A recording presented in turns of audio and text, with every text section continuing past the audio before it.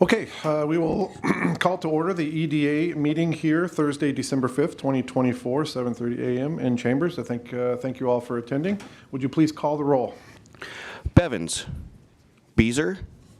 Grisula. Here. Johnson. Here. Kirsch. Here.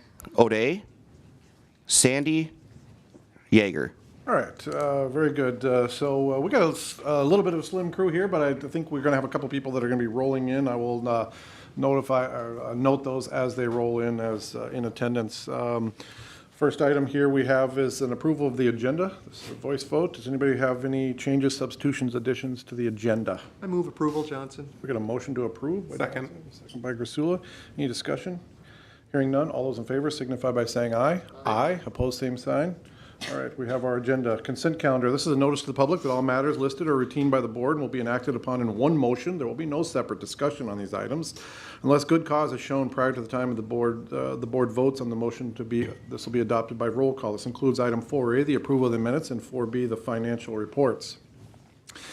Do we have a motion to approve the consent calendar? I so move. Second, Johnson. Motion and a second. Is there any discussion? Hearing none, please call the roll. Grisula. Yes. Johnson. Yes. Kirsch. Yes. Yeager. Yes. All right, we have our consent calendar approved. We will move on to item 5A. This is 5. This is our unfinished business. First item is 5A. This is the approval of the 2025-2026 EDA goals. This can be found on page 12 in your packet.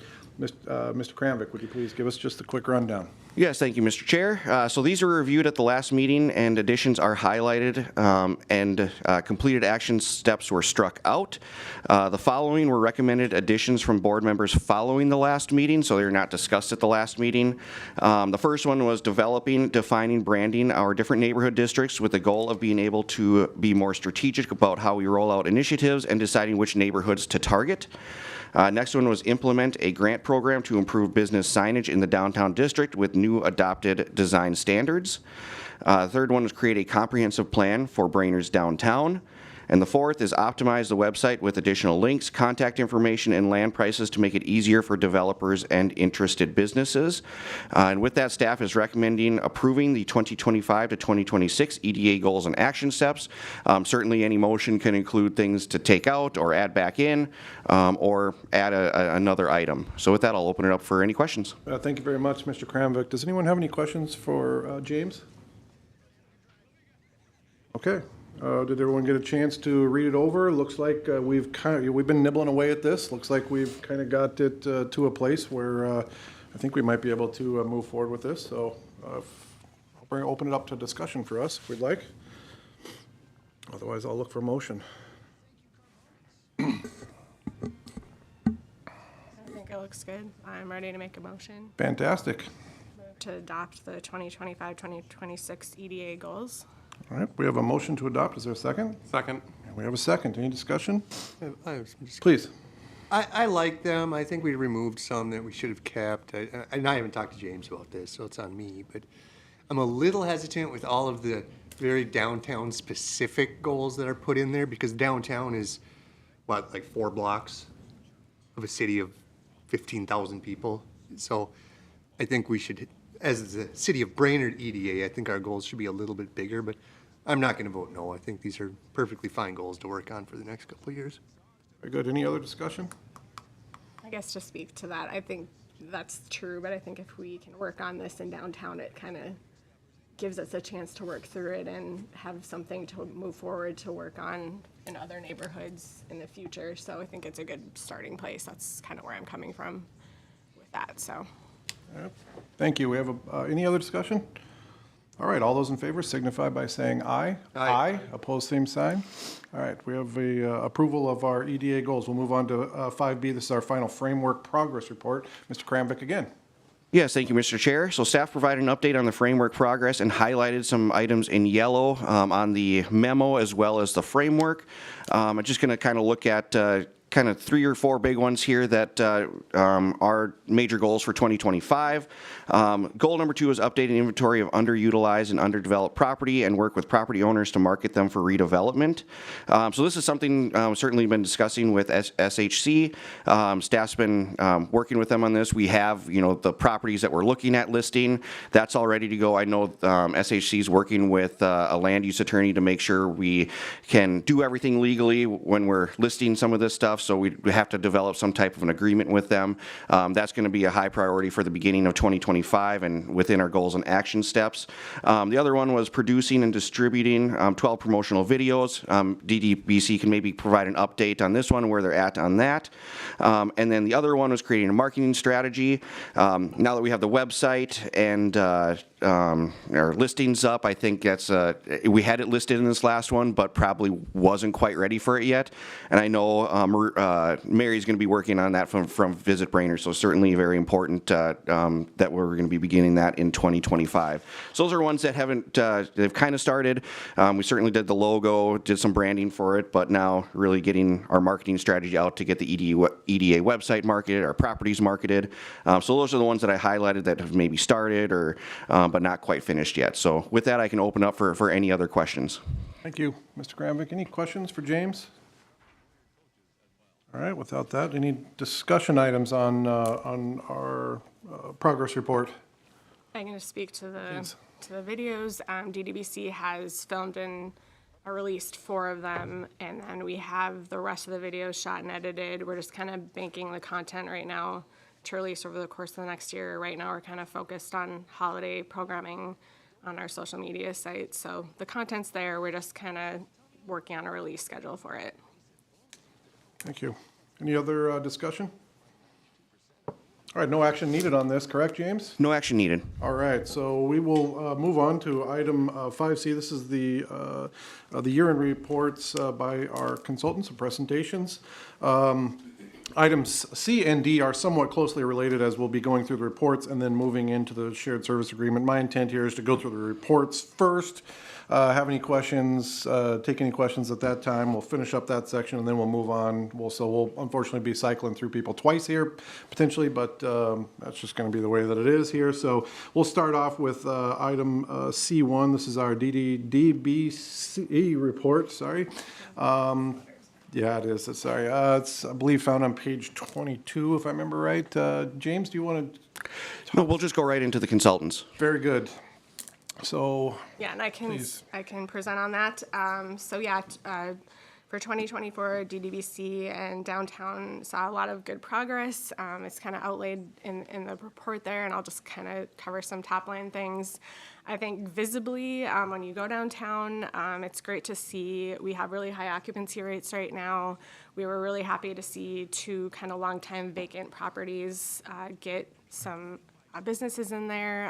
2 I'll highlight are just the former Northwind Grill location now has chicken and rice in there, and we have Brecken's coming back from the mall to come back downtown. So I think that's been really good for morale, just for business owners to see all of the buildings occupied, and we're kind of seeing lower turnover, or like when there are businesses turning over, they're getting filled right away, which I think is a really good positive thing to see. Other stats I'll just throw out there, just looking at the visitorship, it's continuing to trend upwards. According to the data that Bladek provided us from Placer, it's looking like we had about 896,000 unique visits to downtown, which is up 4% compared to the previous year. So I think that's a really positive thing to be seeing. In terms of DDBC as an organization, we took the $10,000 from the EDA contract and really put that into engaging with downtown businesses and other community organizations, and we're able to leverage that funding to turn it around and raise around $27,000 worth of outside funding to support the organization. So we see that as a really great positive thing, and great to see the engagement from all the businesses. We hosted a few annual events throughout the year. Most recently, our Hometown Holidays event kicked off on Small Business Saturday. We were excited to have over 30 businesses on board. for that, and it was truly a collaboration with other community organizations, including City of Brainerd, Brainerd Fire Department, Brainerd Community Action, just pulling that event together and making it a success. So those are kind of the top highlights I'll point out. We have some more detail in the report, but I'm happy to answer any questions from anybody. Very good, thank you. Any questions? All right. Yeah, I just have one comment. I mean, it's definitely visible that downtown is definitely has some more robust activity than I've seen in the past, and looks great down there. It's super busy on the weekends, is what I've noticed. So that's all good things for sure. Okay, without any other questions, just let everyone know Mr. Sandy is now in attendance here with us, and we will move on to our Blade Deck report. Please, Tyler. Yes, thank you, Mr. Chair. Good morning, everyone. I'll just run through some of the highlights. Obviously, this our report is in your packet, but just wanted to run down a few items and tell you a couple other updates and things that we're working on just as this is our work continues to move forward. Just highlighting our workforce program. Obviously, Mike Bierkness in our office leads our workforce program. We've had this program in place since 2016. During that time, he's hired 93 new hires have been completed. 2024, he's had 9 hires so far this year. 5 of those have been for hiring key professional positions for Brainerd-based companies. So I always like to highlight that. Move on to our Unified Fund. Unified Fund started in 2017. As of the end of November in 2024, the program has an outstanding loan balance of $870,000 with just over 1.8 million dispersed since its inception. We've funded 24 loans in that time frame, creating and retaining 286 jobs, including 12 of those loans to Brainerd businesses totaling just over $1 million. And just for reference purposes, the City of Brainerd, when we started this program, put just over $400,000 of their revolving loan fund into this fund for us to assemble these dollars to lend them out. It's still a very, very solid program. When we started this, Gabe was one of our board members, and I think we may need you back, Gabe, by the way. We're losing our representative from the city, so... But the program continues to work. We still have 0 delinquencies, which is fantastic for a gap lending program to have nothing sitting out there. So really continue to be very pleased with the program and how it's worked. So happy with that. Roll on to some of our business consulting. As you guys know, we are a satellite location for the Small Business Development Center. We just indicate some highlights in there. We provide obviously free consulting services. The 2 consultants in our office, myself and Allison Medic. 2024, we have delivered over 473 consulting hours with 100 unique clients located in Brainerd. So that's always exciting to get those folks coming in and starting to look at how do they get a new business up and running. Of those hours, over 99 hours are through Bladek and serving 27 unique clients. And Marie mentioned some of the placer information. As you guys know, as we presented last time, after a 18-month pilot, we are now going to be offering to our partners and members in 2025 placer as a service that we can provide to them. This system really continues to evolve, continues to give us some great data, some great information. We're using this to help businesses look at our communities, but also we're helping our existing government partners and our businesses try and identify new areas to go, or just getting really detailed information about traffic patterns, but about activity and other information. So it's really been a fantastic program for us so far, and we're excited to roll that out. The other thing I'm going to do is I'm just going to jump down to some of our business visits.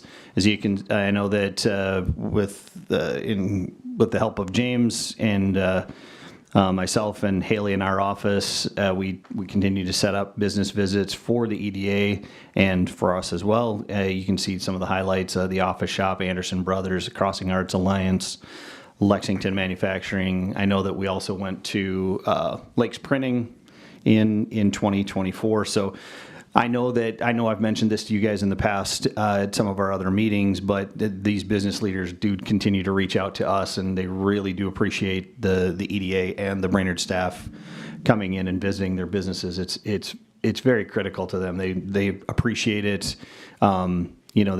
I think I mentioned this, Kevin Thiesing said, "Hey, man, it was fantastic having the staff, having those folks in my office and having them see what we do here at Lakes Printing." So we'll continue to do that and continue to set these up. I know we've got a list we're working on for 2025. So always appreciate your guys' engagement with those visits. Just one of the childcare. We continue to work on childcare. It's still an ongoing issue for us. We do still have until the end of 2025 a couple that can close out in 2025 through the Crow Wing County assistant grants that we provided. We have a couple of those that are still working through some of the processes, but they do have through the end of 2025 to get that done. And I recently presented at the Child Care Summit, which was hosted by Central Lakes College. They had over 80 people in attendance, so it's still a very hot topic, obviously, in our communities. The last thing I'll focus on, two things, sorry. The grant administration, so with the grant that we worked through the EDA with, the Brainerd Exterior Improvement Grant, we are down to the final, I believe we are down to the final one, and that is AW Research, and they're just waiting on some painting. The weather hasn't really cooperated with them, but I know that we uploaded, I think just this week, the last of the Brecken's information into the SharePoint file. The other thing I wanted to comment is that if you guys want to see these, and James can do this at his discretion, but we have files or we have photographs uploaded into the SharePoint system that we have access to. So we have before and after pictures of all of the grants that were all the work that was completed on the grants that you guys approved. And I don't know if you guys have noticed, there's a couple of them. There's some really significant improvements. There's been some really good work with this. So happy to do it. It was good for us to continue to work with you guys on this, and really has felt like a very smooth process, and I think everything got done quickly and got done well. And then the last thing I'll highlight is we've begun to work on the Washington Street construction preparation along with the city. Marie's had some involvement. She kind of got this moving a little bit for us here in the last few weeks, working through hopefully what we can identify as a mitigation process and how we identify areas of concern and how we work with MnDOT and the chamber and other folks to get this information disseminated out the best we can, along with our partners in this. But we're invested in making sure that we continue to communicate to our businesses.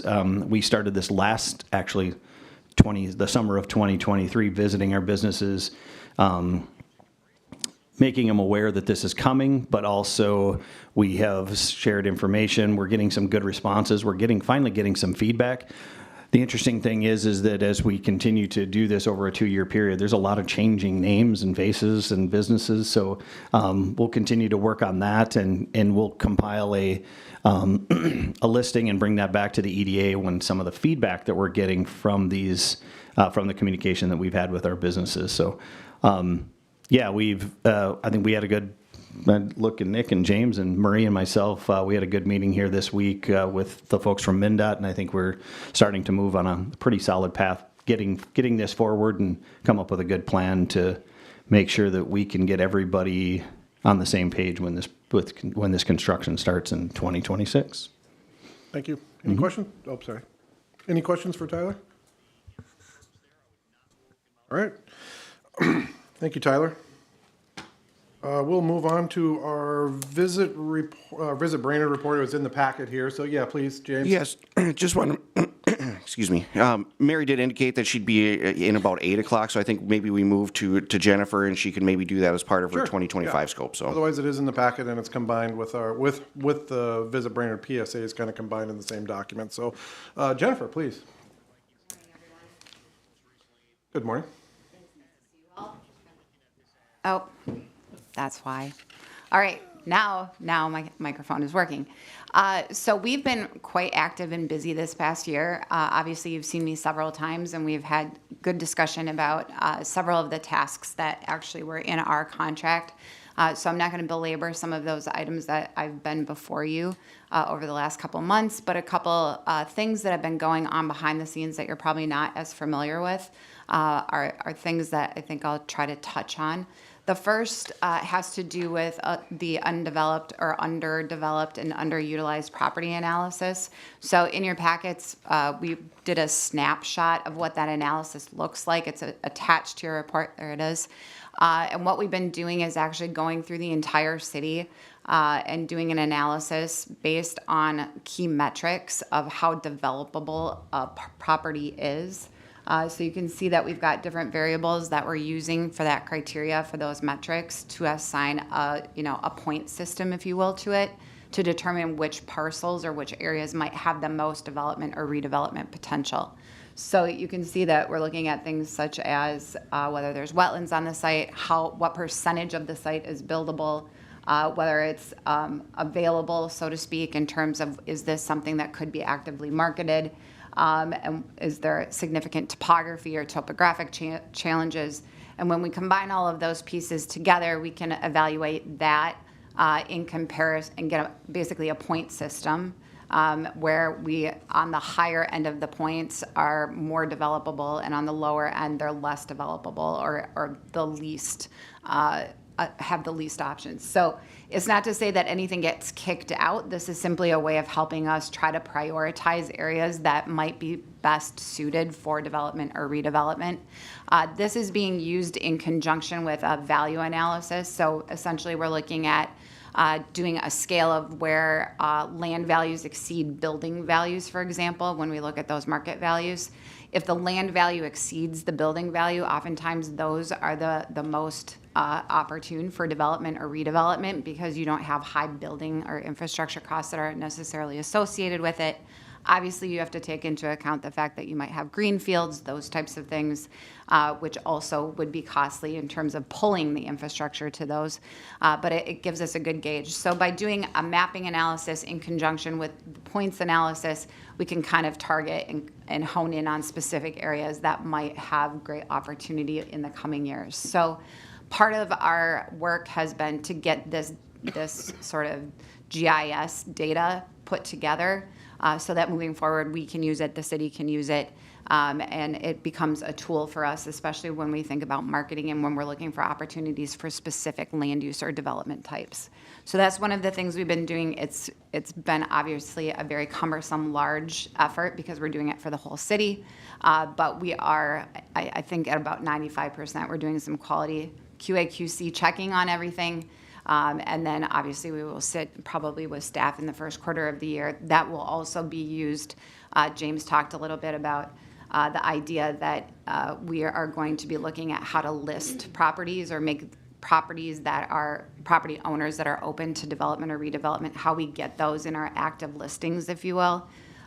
That's going to be a bit of a challenge, but I think we're going to figure out what that might look like, whether it's using a GIS sort of portal online that could be used in conjunction with some agreements with property owners, because obviously we're not going to actually list somebody's property. It would be that they are interested in development or redevelopment or selling. So what that ends up looking like, I think we're going to hopefully memorialize in the first quarter of the year, of the coming year.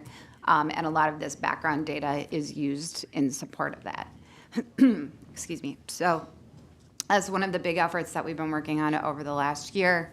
Obviously, once it's done, if anybody would like to see it, I'm happy to do sort of a Zoom screen share kind of thing would probably be the best because we are using both GIS and then Excel and other tools to do it. So it's kind of hard, which is why you've got this snapshot, if you will, on your screen. As you know, we've also focused on specific priority properties and areas for concept and master planning. We've spent quite a bit of time talking about TC Industrial Park, the Wright Street Industrial Park, the Annex Building. We did the Trailside Park Master Plan concepts. In your packets, I believe attached were the revised concepts based on discussion from our last meeting.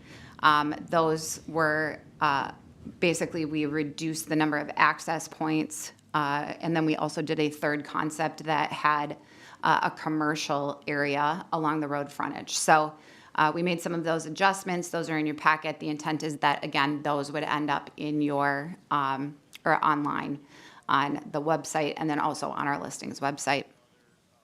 And then finally, this graphic here, one of the things that we've been working on is communicating with folks about the TC Industrial Park, the recent dollar per acre option incentive program. So we've developed some graphics to help support that, to give folks a sense of, all right, if you were to enter into this type of agreement, what kind of land values are we talking about? We used a recent appraisal from the city for comparably sort of positioned industrial land to come up with what those prices per foot might be. That's helpful to the property owner or the potential business owner, because then they have a sense of what they are on the hook for lack of a better way of saying it. Obviously, that would be forgiven at the dollar per acre if they fulfill all the terms of that incentive program. If they were to not, though, that gives them a sense of this is what we think the land is worth. So we've been creating some of those graphics. This is an example just so that you have a sense of what's happening behind the scenes. And then the last graphic that is next is something we were working with Marie on in terms of getting a downtown Brainerd updated map with key businesses, streets, etc. It was intended to go on the kiosk. I don't know if, I think maybe it's there. They're in there, and it looks great. Which So is thank you. awesome. So we worked on, we've been working with Marie on this over the last couple of months. We were excited about it. I know the woman from my office who's been working on it was really, really excited to do it. So it's great that it's now there. Obviously, part of our initiative, our goal is to make sure that we've got cohesive branding, things look consistent.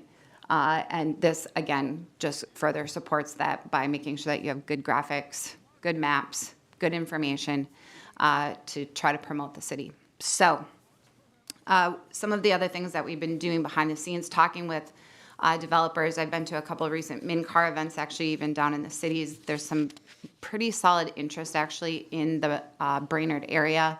Some of the things that I will say is we need to get some stuff to go first. So as you know, we've got a couple very interested parties who remain interested. They have not committed at this point, but I think I mentioned one of them to you at the last meeting that's exploring the dollar per acre program, interested in putting a business and a building in the TC Industrial Park. If we can get that to go, that would be a great way to sort of showcase it, show it to others. Excuse me, because there are, I've heard and discussed multiple properties with folks, and it's sort of that we got to get that first project to go so we can point back at it. But I've been pleasantly surprised, and I was telling James before the meeting, it's been great to actually have the online presence, to actually have the properties listed, to have marketing materials that are associated with it. It gives a legitimacy to it. It makes it very clear to folks that we're serious about trying to work with them to make a project work. And so from that perspective, that's been invaluable over the last year, and I can certainly tell the difference in terms of the reaction from the developers and businesses, et cetera. So other than that, I think that summarizes everything we've been up to that maybe you weren't aware of. Excellent work. Thank you. Any questions for Jennifer? Yeah, robust. There's been a lot of work done this last year, so I'm pretty proud of the work that this authority's done and our partners as well. So I've received a few comments and basically reflect what you're saying. I'm taking tons of calls of people who want to live in Brainerd. Basically every single day. So I think we're kind of on the press, on the doorstep of what potentially could be a big momentum shift in our area. So might be a very exciting time to be a part of all of this. So thank you so much. So we're just going to go ahead and keep moving here, if that's all right, James. We might have an opportunity for her to speak if it comes up in the shared services agreement, if that's all right. Unless you would like to cover for her, cover or mention anything. No, I think we'll just have Mary when she comes Okay. here. Yep. So I'd just like to ask everyone here, we have these shared services agreements in our packet. I believe there's 6 of them. They're in your packet. We could take each one of these one by one, have the presenter come up, talk through it, answer any questions. hypothetically, if we have no questions, we could take action on all of these at the same time. So I'd just kind of like to ask you guys how you would like to do this moving forward through these new agreements that we have in front of us. If anyone has any thoughts, we can. I don't have a problem going with all of them at once. Does anyone, or would anyone like to just talk about just one potentially? I'm just trying to save time for everyone here. If the information's there, been digested, and there's no questions, I don't see going through it all, but Mr. Johnson. I have no opinion, just if we did them all at once, I would abstain. Yes. And, and if we do them separately, I'll be abstaining and talking about or voting on Visit Brainerd on the account that my wife is executive director, and it would be a conflict of interest to vote on that. Understood. Very good. Thank you. So, does anyone else have any objections to just taking these all at the same time, or? I don't, but I'm wondering if James can speak to the leftover fund balance and how that would kind of work. Very good. Please, Mr. Yeah, I'll Kramer. give a little bit of update here on the budget. So I did include the full budget as a spreadsheet. If the EDA elects to fully fund all 5 of these contracts and requests based on the proposed budget, the EDA would have a net revenue of $19,362 in the budget. There was a line item for insurance. Staff is recommending that $15,000 is allocated to the 2025 EDA budget for potential grants or programs that the EDA would like to look at. This would be looked at one of the first quarter meetings or workshops if the EDA elects to do the staff's proposed schedule. So that would, I think there's a remaining balance of about $4,000 if the EDA would elect to set aside that $15,000. So with that, staff is recommending to essentially go with all of the agreements. I'm not sure if Marie should maybe abstain from the DDBC as well. And then you'll see the Initiative Foundation request in there as well. And then finally, number 3 would be to approve the 2025 EDA budget. Very good. And Thank you. one thing I'd like to maybe mention from the city perspective, something that from a staff perspective I'm going to be focusing on this year is childcare. So I know I've talked to Tyler about this a little bit. One thing we're looking at doing is trying to get, figuring out all the centers we have, probably not the home daycares, but figuring out how many students are in there, preschool, toddlers, and then babies, figure out how many available spots there are, how many people are on the waiting list, and then I'm probably going to do some visits to figure out, what their needs might be. So I think that's going to be an important thing. We certainly heard it from our visits that we did that childcare still is a big thing to their employees in the area. So what I would like to do is, before maybe any of these other motions, if somebody is interested from the EDA, one person that would serve as kind of a liaison to attend some of these visits with me, just so, somebody from the board is also aware of some of their needs. So I'm hoping that maybe one person would step up. So I'm not trying to coordinate with everybody from the EDA, but one person could attend. All right, excellent. So it sounds like we're asking for a volunteer. I would volunteer Mr. for Sandy's hand went up instantaneously. And And would there be anything Commissioner preventing Yeager? you from taking more than one? I can, I'll coordinate with Mr. Sandy, and then I'll make it open to others if they'd like to attend. That was going to be my question. Would anyone else like to attend? Oh, excellent. Chair Yeager, someone from my office will be involved with this as well. Okay, very good. So I think we're going to be at our max here. Otherwise, we're going to have 3, potentially 3. So we're going to have. All right. So excellent. So it sounds like you got a couple takers here. My intent here, so that we can have the abstentions in the correct places, is we'll vote for these in 3 groups, or we'll take motion for these in 3 groups. The first one would be the DDBC. That way you. One Yes. more question on the budget. Can you remind me how much our facade grant budget was last year? Last year it was 20,000. 20,000. Okay. So it'd be essentially whatever the board decides they want to use some of those excess funds for. Certainly there is excess fund balance that could be used as well to get it up to that 20, but specifically setting 15 aside this year, and then we can just, as a board, can decide what allocation or what programs would be used in this next year. Okay. Thanks. That's all I got. So I'm looking to break this apart in 3 separate motions. The first one will be DDBC. That'll allow Gabe to have a vote on this. and our abstention there. Then we'll break apart the Visit Brainerd. This will allow Gabe to abstain and allow a vote from Marie. And then we'll take 2, 4, 5, and 6 as one other motion. So if somebody would like to at least kick off the motions, starting with DDBC. I'd yes. move to approve the DDBC contract for Yeah, we got a $10,000. motion to approve. Is there a Second. second? And a second. Any discussion? Hearing none. All those in favor signify by saying aye. And we do have one abstention, sorry. And we have one abstention. I heard ayes. All those opposed? We have none, so that one is approved. We will now move on, looking for a motion on the Visit Brainerd. We have a motion to approve. Is there a second? Second. Any discussion? Hearing none. All those in favor signify by saying aye. Aye. All those opposed, same sign, and we have one abstention with Gabe Johnson. Now we have, looking for a motion on Blade Deck, Swanson Has Camp, City of Brainerd, and the Initiative Foundation as our final approval. I so move. A motion to approve Second, those, Johnson. and a second. Any discussion?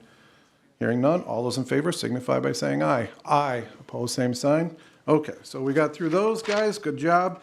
And now we will move on to our, we have a review of our Trailside Park concept plan. I just separated. Please, Jennifer? Okay. I should have looked at the packet closer because I already talked about that just briefly. But just to, again, we updated the concept plans essentially from our last conversation. We removed, there were 2 access points to the north. We removed one of them, kept the one that was furthest to the west to give it separation from the roundabout. We made that change on all 3 of the concepts. This one remained the low density concept. Then we went to the medium density, and the high density is actually the 3rd one, where we also included some general commercial on the northern frontage. Where that general commercial goes could vary. There's obviously no commitment from a parcel configuration perspective. We just thought this came directly off the road intersection. It would be the corner, et cetera, and again, separated from the roundabout enough. So, but the idea is basically when we put these online to make sure that folks realize that we're open to various concepts, different uses, a mix of uses could certainly be suitable here, range of densities in terms of housing product. So I think all 3 of these concepts convey that message relatively clearly, and the intent would be to take these revised plans and put those online. Thank you. Excellent updates. No action required here. This is just an update on our drawings. Anybody have any questions on our potential new Trailside Park concept plan? Excellent. Okay, we will move on to new business. This is 6A, this is a discussion of the tax abatement request by Country Manor. So this is kind of how I intend to run this. Mr. Kramvik will give us an introduction. We will then turn it right over to Baker Tilly, who will cycle us through their portion of it. We will pause, have questions for Baker Tilly from us. Then we will move on to Country Manor, who will make their presentation. We will pause. We'll take questions for Country Manor at that time. Then I believe Nick, Mr. Burrows would like to speak. We'll pause at that time, take questions from us directed directly to Mr. Broyles, and then we'll bring this all back for discussion and see what we have to say about it. So with that, we will open up our discussion on the tax abatement request by Country Manor. James, please give us the rundown. Thank you, Mr. Chair. So the City of Brainerd received an application for financial assistance. This is an amended request from from the Foundation for Healthcare Continuums related to the proposed construction of a 110-unit senior living campus with attached childcare facility for 8 infants, 14 toddlers, 40 preschoolers, and 30 school-aged children. Staff sent out additional attachment to show site work, utilities, and infrastructure costs that are associated with the development. These will be private and responsibility of Country Manor to maintain, utilities as well as plowing, that type of thing, road improvements. The table reflects more than what would be typically needed for shovel-ready sites such as the TC Industrial Park, but certainly a need for or quite a substantial cost to get that project started before the building even starts. So with that, staff did send out additional tax statements from the 2024, tax statements from Crow Wing County that shows the property had a combined taxable value of $113,000 and generated $694 in city taxes. And then from there, I'll let Michaela explain kind of the fine details of what their request is, and she can answer any questions. Thank you very much, James. All right, so Michaela, can you hear us? There we go. We're getting you unmuted here, it looks like.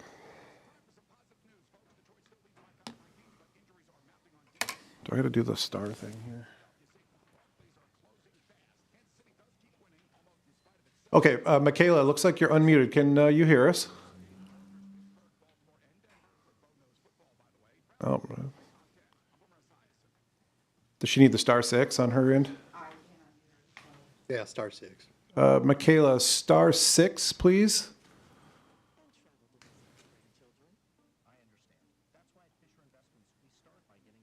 Looks like we're sending you a request to unmute, Michaela, if you're there.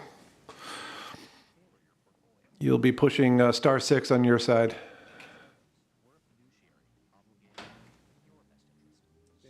Star 3, then star 6? Yeah, maybe star 3, then star 6. There we go. I heard something. Michaela? Hi, good morning. Sorry, I couldn't hear you, and so I kept staying on mute until I could hear. Okay, very good. Thank you so much. Please, you have the floor if you would like to kind of walk us through your side of this abatement request, Michaela. Sure, and good morning.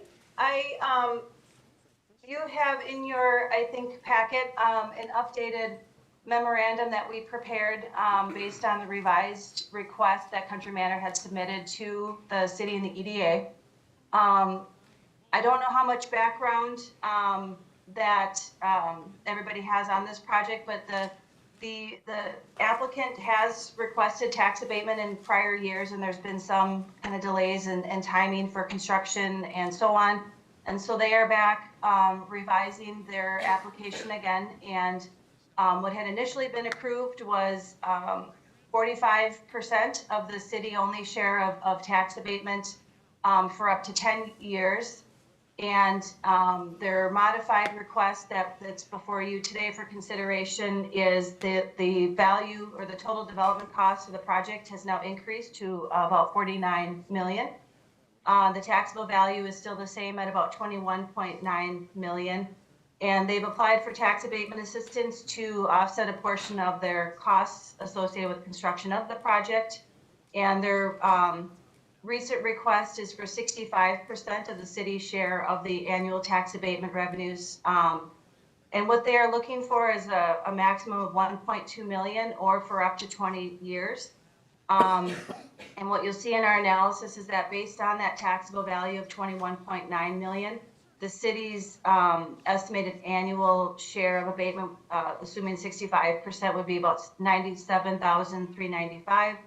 And based on those values and no inflationary growth, we're projecting that the maximum term of the tax abatement would be for a period of 12 years, or approximately 12 years.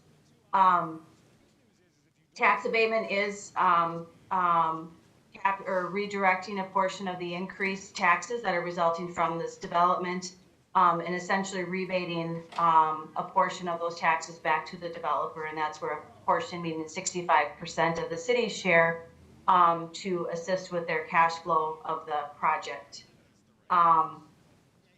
The process, so at this point, the process for considering a modification to the tax abatement would be similar as to creating a new tax abatement, meaning that I think today is the first step with EDA review and possible consideration for recommending the higher level of tax abatement.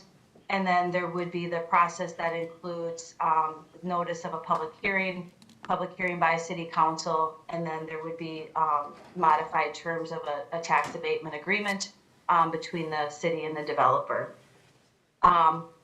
One thing I will point out is that with tax abatement, there's a finding that the benefits of the tax abatement equal or exceed the cost of the abatement, and that the tax abatement project is in the public interest of the community. There's not a statutorily required but-for test. If you're familiar with tax increment financing, there is a but-for test required prior to considering a tax increment district, but with tax abatement, It's more a public benefits test, but it's also understanding how the impact of the tax abatement, or the tax abatement impacts the viability of the project proceeding. Thank you, Michaela. Oh, sorry. Yep. No, I was just going to say, so in summary, what we're here today is they have increased their request for tax abatement assistance up to 65% and a higher dollar amount of 1.2 million over 20 years. There is a maximum that would be included in the abatement agreement. And so as we're projecting right now, based on current value estimates, that term would be reduced to closer to 20 years based on a assumed 65% tax abatement. Maybe one other piece I will add is right now the modeling is 65% straight over 12 years. I'm not sure if there's been conversations with the developer, but some communities will also consider more of a blended tax abatement and maybe a higher percentage in the early years and a lesser percentage in the later years, and blending to that 65%. And so that's just another consideration. But I would be happy to answer any questions you have on the tax abatement numbers or the schedule. Thank you, Michaela. I'm fairly certain you're going to have a couple questions. Do we have any questions for Michaela? I've got a question. Please, Gabe. So, Michaela, the last time we went through this, we used the 21 million and change number for the taxable market value. The application has been updated, and the applicant is saying that the estimated market value now is estimated to be $32 million. Why did you continue to use the old number of $21 million? That's a good question, and we did have a couple conversations with staff on the expectation of where we think the value would be. Now, I will say it's not uncommon that, and I'd have to go back and look at the application that was submitted a year ago, the prior review, but it's not uncommon for the application to have a higher expectation of value than what the county is actually going to place on the property. And I think given the fact that the scope of the project between applications has not significantly changed, we did not believe there would be a significant change in the value of the project, meaning that I think the amount used in the value used in the application was not, I would have to confirm with the applicant if that was based on a value by the county. But I know in this project, the scope of the number of units and the square footage had been reviewed by the county, and it did not sound like there was any changes to the scope of the project, thus not require or not anticipating a significant change in the value of the project. So we didn't ask the county this time, we're just assuming that nothing changed? Yeah, like I said, we had conversations with us and city staff that we felt, that based on the timing for reviewing this application, that the value from prior analysis is still within the market. And I don't know if you've had more internal conversations. Yeah, I can speak to that. So, Yeah, I think, real quickly, James, I think what Mr. Johnson is driving at, same question I have, is the original construction was X amount, the original construction was how much, how many million? Roughly. I don't have that number right Anyways, offhand. the gap between taxable value and the original construction cost was not that Yep, substantial. so- Now it's roughly double, and the Yeah, taxable value so- didn't change whatsoever. So we took a look at it. They'll explain kind of some of the rooms that were slightly downsized. I know there's some common areas that they did away with. Some of the garages are being removed from the project. So we looked at this last year. The county did a pretty thorough review. It actually took about 6 weeks to get the numbers back from them. So we sent it off to the county, all the plans. They reviewed it to get us that number. Based on the timing, this was only a year removed. It's not like it was 5 years removed. We felt that based on another year, obviously there's some inflationary costs, but then also they're removing some of the items as well. We felt that this could be a pretty solid number. And then obviously based on the timing, last time it took about 6 weeks to get those numbers back. It just wasn't probably feasible to get a rerun from the county on it. So $400,000 of public money isn't worth 6 weeks of time, or what are you getting at here? If I could interject quickly, the application that they submitted, when the original recommendation was made, they had a total estimated market value in their application of about $30 million, and they had a total development cost of $40,476,000. The construction cost was about $27,376,000, and then there was acquisition, soft costs, and then other costs. And so, if the value of the project comes in at a higher valuation than what the county has currently estimated, then that tax abatement would be paid off sooner. Because we're still going to have a maximum of the 1.2 million, and if the values are higher, the tax abatement's higher.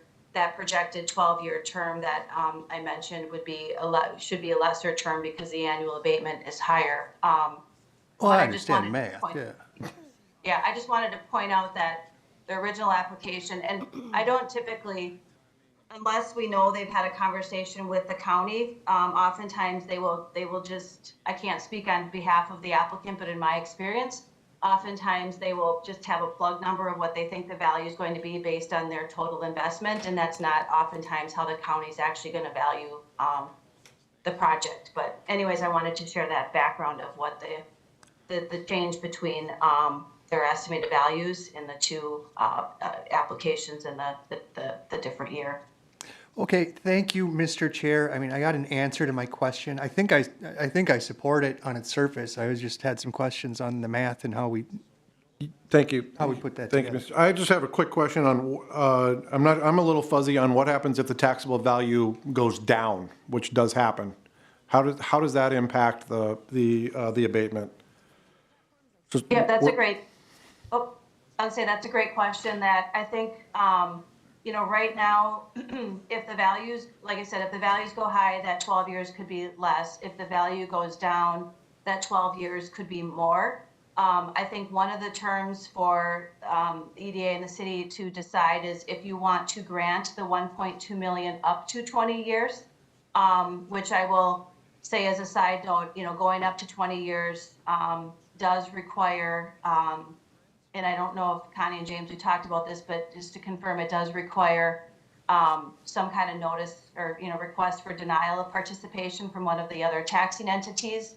So one of my thoughts or considerations is that if the values go down, that term could be expanded, and maybe pursuant to the terms of the agreement, you only go up to 15 years and not the full 20, so that you have a finite, number of years for the abatement. Understood. Thank you, Michaela. Any other questions for Michaela from anyone else? Connie, please. Michaela, I just want to clarify that if the value would go down, the city would only be responsible for submitting 65% of whatever the city collects. So it's not that we're subject to. So that was my question. I just want to make sure that was clear, and I wanted to clarify that with Michaela. Yes, up to 65% of whatever your annual share is. The only thing I was referring is we will have maximums of either 1.2 million or number of years, right? And so the 65% based on the annual value, annual tax rates, is your share of the tax abatement. I was also thinking ahead of the total, number of years or value that you would agree to. Understood. Thank you, Michaela. Any other questions for Michaela? And then we're going to move on to Country Manor. All right, Country Manor, please come on up and walk us through what you got cooking here. Please introduce yourself, name there. Green means, you can hear me? All right. All right. means Good morning, on, yep. everyone. I'm Anthony Fenstead, the CEO for the foundation and Country Manor. You may have met a previous CEO who started this journey.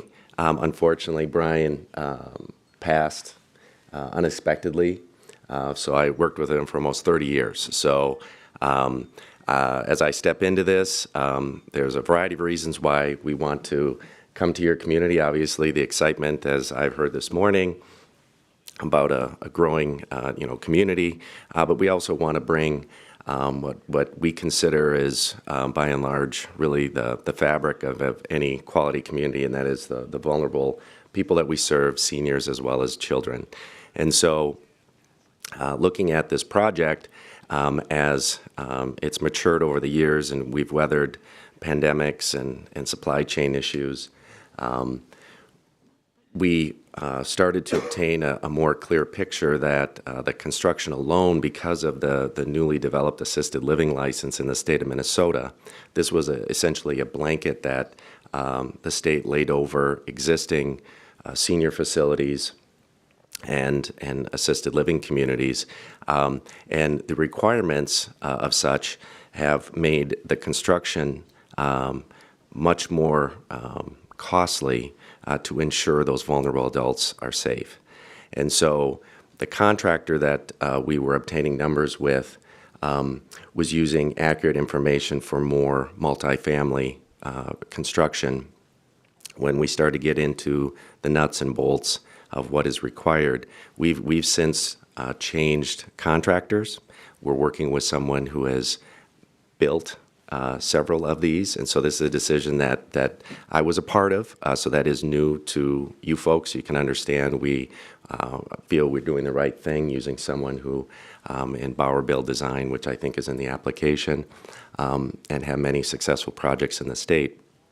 With that said, the construction number alone came in at $7 million more than what was originally thought. With that, this is a bonding project, and so the requirements for the lending are different than your typical commercial bank. So our debt service coverage ratio is 1.4 versus a typical 1.2, and so the amount that we're borrowing has just increased. So everything, once the construction went up, everything subsequently kind of has snowballed. So we're most vulnerable in the first 3 to 5 years. So what I heard today, really our ask is for us, our vulnerability is in those early stages right after construction, because we are staffing up to serve, whether there are 10 seniors and children in that or 100. Much of the staff needs to be in place for licensure, and so that is where, again, you can all understand that anything we can do or you folks can do to help us bring this to the community and make it a reality is what we're seeking today. And so we want to be responsible community members.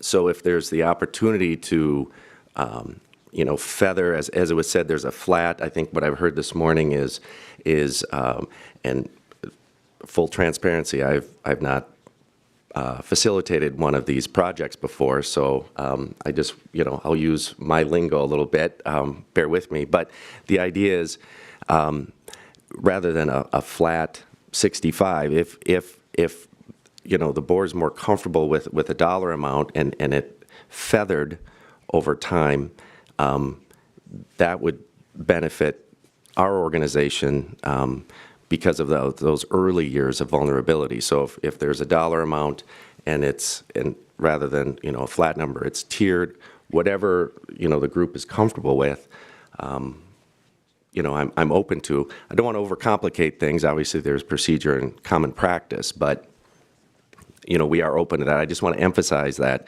again. It's really those first 3 to 5 years where we're most vulnerable. Thank you. Anybody have any questions for Mr. Finstead? So if I'm hearing you correctly, you would prefer, if you given the choice, you would prefer that we were at a higher level the first 3 to 5 years. Yep. And lower down the road when you're Correct. hopefully fully staffed, Yes. fully residents. Well, the staff, full. yeah, we're confident with the staff. It's just the audience that we're serving.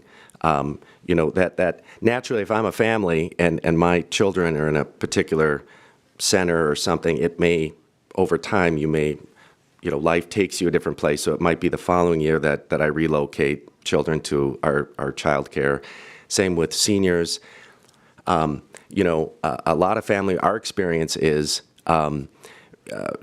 kids, and when I say kids, kids are our age, with the seniors that we're serving. And so they, with work life, they oftentimes want to see and kick the tires of the new facility before they're going to bring mom or dad to the community. So that takes a little time, and mom and dad might need to sell their home. Maybe they're down south. So that process takes time to relocate them back to their original community, in which case that's why those first few years are vulnerable. So it's really to rent up, to have that occupancy is where it would be most beneficial.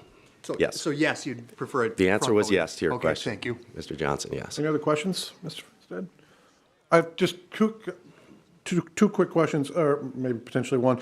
Can you just walk me through roughly what the scope change is? It's a little murky to me. Yep. No, out of fairness, we too have taken a thorough revisit with everything. So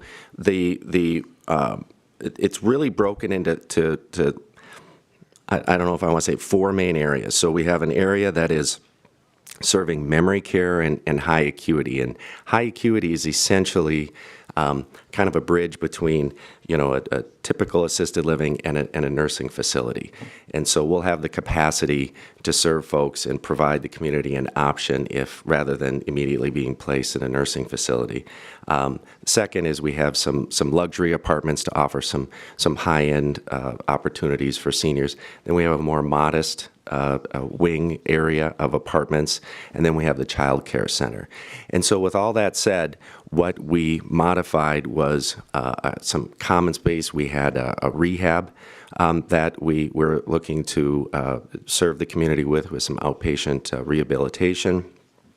And so we revisited that, and naturally when you involve staff and you go to build something, everyone gets bright-eyed and wants to go big. Really? So Does that happen? we then brought it down to needs versus wants of what we need to be able to provide that service without compromising the quality of care. So some of those larger common spaces have been modified, again, not to take away from quality, just footprint. The other one is a larger community room that would be used for large socials, as well as spiritual care services and things of that nature. That was modified, the size a bit.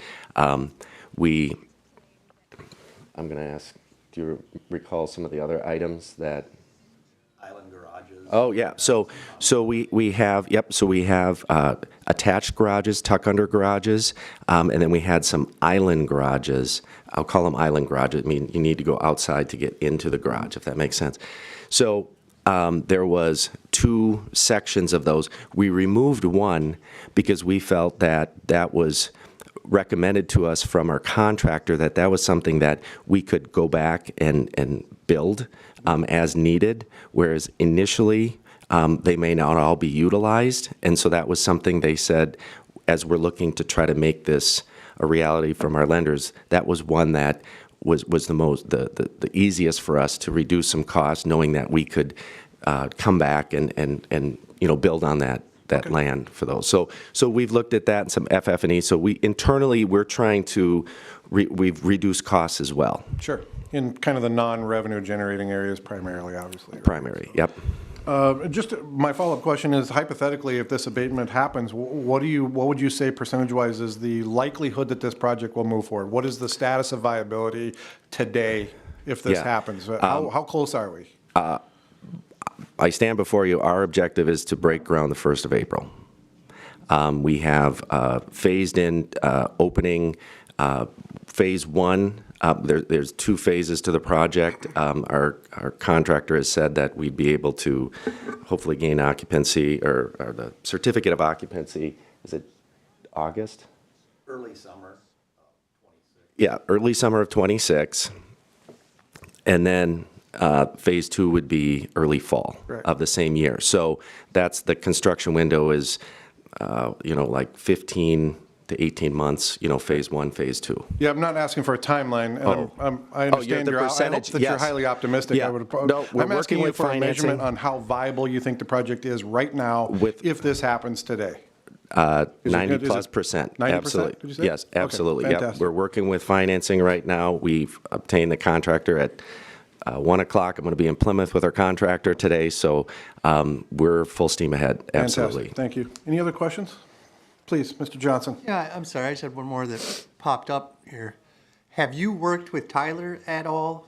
Tyler, have you worked with these gentlemen on like the child care component and child care grants the county has money available for? Not on that side of it. We met with these guys years ago when the original process started along, but we haven't had discussions around the child care. Are there any child care funds? I bet Paul Sandy would love a child care facility. We're actually moving to the water. It might have made it here on time. Good, Might have made it here on time today if that was the There are case. currently not locally, but there are funds at the state level. Oh, okay, so the county program maxed out and is done now. Okay, thank you, Tyler. So I just thought there was an No, opportunity for more thank you. money. Yeah, for you no, there. my ears obviously perked up earlier this morning too when I heard that, so. If there's no other questions, well, thank you, Mr. Fenstead, Thank for you. your presentation here and your application here Okay, for us. thank you. Okay, Mr. Broyles, Connie, please. Another item that they're looking at is issuing conduit debt through the city of Brainerd. Since they're a 501(c) organization, they can issue debt under the city's rating. There's no liability of the city, but it does give them additional funding opportunities too when they're bonding for the project. How much? It's something that we're just exploring. I don't know the dollar amount at this point.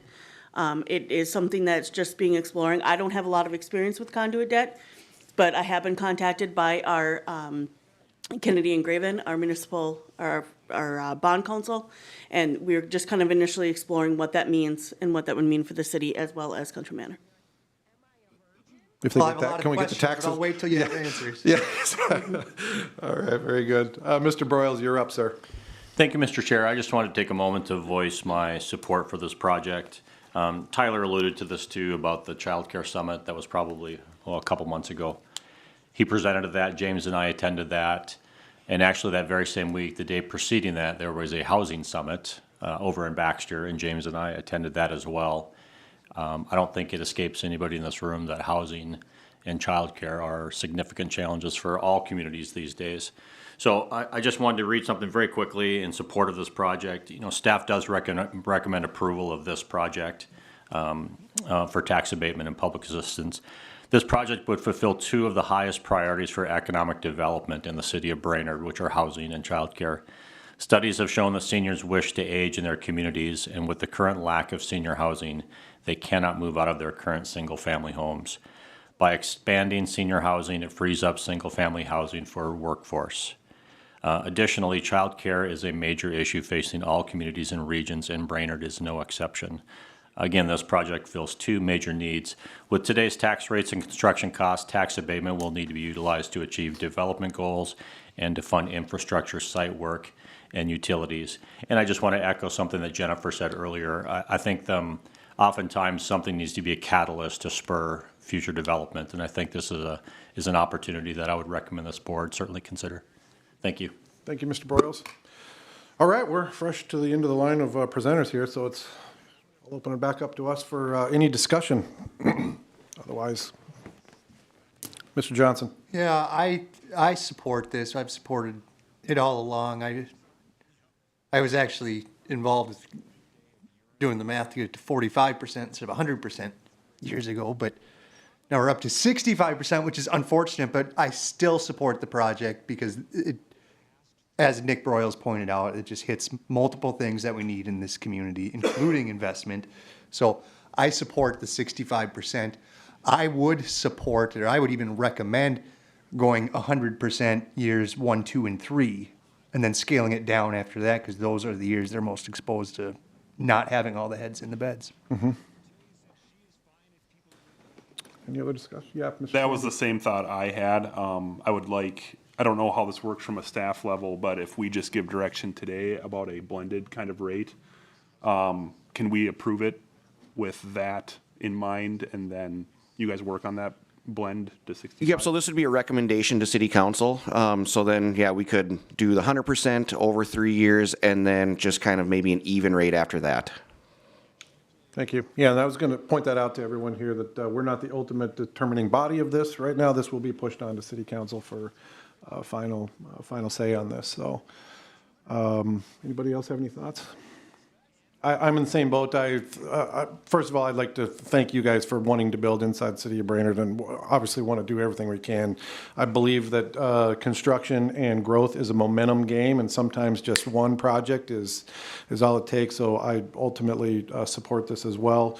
I'm discouraged about the time frame and just how long it's taken to get here. I'd love to see this project underway right now, but I ultimately support this as well, and absolutely want to see it happen. And there's certainly a need in our community for all these services. So I'm in support of this as well.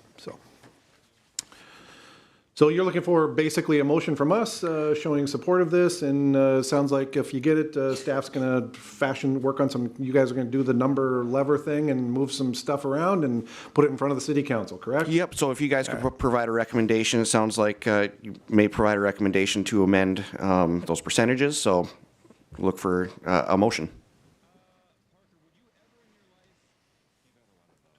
I move to approve with changes to the level of funding for years 1 through 3. Fantastic. We got a motion to approve. Is there a second? Second. And a second. Any discussion? Yes, Mr. Johnson. The changes, Justin, are the 100% for first 3 years, and then 65 going on, or whatever the 65 blended going rate. forward. All right. Connie, James, you guys feel like you understood? Any questions for the motion? Yep, so I heard 100% first 3 and then still 65 for Or a blended, or a blended. but yeah, whatever it comes to get to that 1.2. The only thing, and we'll work with Michaela on this due to timing, it might be years 2 through 5, because we want to make sure that they're capturing that entire task capacity. It's delayed a couple years as far as when the thing, so Yep. it might not be years 1 through 3 of the agreement, it might be 2 through 5. Right, year or one, they something might like still that, be worth depending on the timing $70,000. factor. That's I right. just want to be sure Yep. that was okay with the EDA as well. Yep. Okay, we got a motion and a second. Any other discussion? All those in favor signify by saying aye. Aye. Opposed, same sign. All right, motion carries. Thank you so much. Wish you the best. Let's make it happen. Okay. We will move on to our item B. This is the approval of the 2025 meeting schedule. Did everyone see that? And does anyone have any concerns with that? Like a lot of meetings. Well, great point, Mr. Johnson. I think my initial thought was there's no way we're going to get by with only having that many meetings. I predict that there will be meetings added in even beyond what we see here, so I'm not sure that there's anything all that bearing with this, but it was a good attempt to try. It's potentially a good effort to try to ease some of these meetings, so. Anybody have any thoughts on this? Otherwise, we'll be looking for a motion to. I'd move to adopt those 5 meetings for 2025. Look at that. We got a motion to adopt. Is there a second? And a second. Any discussion? Hearing none, all those in favor signify by saying aye. Aye. Opposed, same sign. All right. We got our meeting scheduled for next year, and we will move on to a discussion of our EDA bylaws amendment. James, please. Yep, so really, based on the previous motion, this would just be amending the bylaws to coincide with the meeting schedule. Sounds pretty straightforward. We got a motion. Second. And a second. Any discussion? Hearing none, all those in favor signify by saying aye. Aye. Opposed, same sign. Very good. Get all 5? I think we did. Did I get you? Yeah. Okay, gotcha. All right, we're going to hustle through. Please, James. And maybe before we start with kind of the final stuff, Mary Devine Johnson of Visit Brainerd's here, so maybe a recap. We did approve all the scope of services, so maybe just maybe provide her an opportunity to recap Visit Brainerd's 2024 work. I would certainly like to do that. If you would like to, I will say that I got to get to an airport commission meeting by 9:30. So if you'd like to speak, please have it. Anybody have questions? Does anyone have any? Did anyone have any questions? Beyond what I put in my report. I will say that the vote did not pass unanimously. So just kidding. There was one abstention. So. All right. No questions. I think you're off the hook unless you would like to speak. So. No, we appreciate the opportunity to be involved and keep working on the goals and initiatives that are going forward. And if there are any changes or anything that needs to flex, we're an easy spot to flex, right? So if we decide that maybe advertising campaigns aren't the highest and best use of the dollars, we can flex somewhere else. But I think that with some of the things where we're still laying the groundwork for kind of a public relations strategy and raising the visibility, what we're doing is meaningful. Awesome. Thank you. Keep up the good work. All right. With that, we'll move on to staff reports. Who'd like to start? Nick? Nothing, sir. Connie? James? I'll just add, Planning Commission is going to be conducting a public hearing at their next meeting. Part of it's design standards, so having buildings kind of fit within their neighborhoods and districts a little better is certainly an important part of it. Part of this was also spurred by the EDA recommendation for mixed-use development in the commercial corridor district. We talked about that, I think, last year in one of our workshop meetings, so that would also be a potential change to that ordinance. So they'll be reviewing that at the next meeting. It's exciting stuff. Get there, be there. It's free to get in. Jennifer, anything? Tyler? Nothing, and I know Eric may touch on this just briefly, but we have our final board meeting of the year a week from Friday, and we have Eric and Skip DeShane from DW Jones and another individual, I'm blanking on her name, Eric, but that's okay. We'll be presenting to our board about the tax program that's associated with the DW Jones project. So I just wanted to mention that they'll be in attendance and talking to our board of directors about that program as well. Thank you, Tyler. IT, anything? All right, big day Monday. Eric, tell us all about it. Well, thank you for the opportunity, Mr. Yes. Chair. So the EDA board will likely see some movement on the Thrifty White Building, former Thrifty White Building downtown, formerly also known as the 805 Laurel Street project. You're going to start to see some movement. There will be some demolition occurring. I don't know if the cranes will be there on Monday per se. They're doing some asbestos abatement currently, and so that timeline, we do expect that building to come down before year end. The reason for that, the impetus for the movement, is to preserve some of their Main Street grant funding that they did receive a couple of years ago in coordination with the city as well. There's some timelines that they got to hit, presumably before end of year for part of that. And then basically that's one of their phases of their project that they can count towards getting and retaining that funding. You will not see the other two buildings that are involved with the plans to the north of that being demolished because those are still in use, and no current plan for the rebuild yet as far as timeline. It's still part of the plan. This building was deemed substandard. So it is something that I think at the end of the day will be a good thing to get the process moving. We do fully intend to keep pushing to hopefully bring that to start line. As Tyler mentioned, I do have Skip and then Mary Tingerthal, who is a former commissioner of Minnesota Housing, coming to chat with the LADEC board about tax credits that are available for specifically for funding housing projects, where you can actually take your state tax liability that you owe to the state and put it into it, buy the tax credits and actually say, I want that to occur for this specific project. So you can actually say, I want to keep my tax dollars here, hoping to find some movement from the local community to maybe buy some of those tax credits. So that will certainly be, I'm sure, noteworthy to the city to see that building being demolished, but we are excited that that progress continues to be made. The developer, I think, is making these strides because they believe in the project. Thank you. Yep. Mr. Johnson, you have anything? I do not. Ms. Kirch? Yeah, just to add on, Tyler mentioned we've been meeting on the mitigation planning for the 210 reconstruction. We had a meeting on Tuesday at the chamber. MnDOT came and gave an update. And it was, just kind of a chance for us to kind of get in the headspace of what is kind of a timeline going to look like for implementing that sort of mitigation plan. I know we're waiting on some more information from MnDOT. They had kind of like a workbook or something to share to kind of help us figure out that timeline. I think moving forward, we just need to identify as whether EDA wants to kind of take the lead on getting this going. I know the chamber is very invested and other organizations are wanting to get involved, but I think as we kind of pull those resources together, that's potentially something the EDA is going to need to meet and work on, is figuring out how to roll out this program and how to kind of get those organizations together to get this moving. Just looking at the schedule that MnDOT gave, it's looking like the first phase of the project is focused more on the east side where there's less density. So really, I think the bulk of the mitigation plan is going to be affecting once it moves to that second phase where it's closer to the downtown core area. So that was positive that we have a little bit more time to work on that, but I know there's pieces that we need to get moving this year as well too. So I know I'll just be kind of keeping an eye out for the resources that MnDOT shares and working with James to kind of figure out if we need to get the EDA together to make any decisions on it moving forward. And I don't know, James, if there's anything you wanted to add. No, I'm sure we'll get more information, I think in February, they said. And then, I'm sure it'll be a discussion topic for the April workshop. Thank you. Mr. Grasula? Nothing. Mr. Sandy?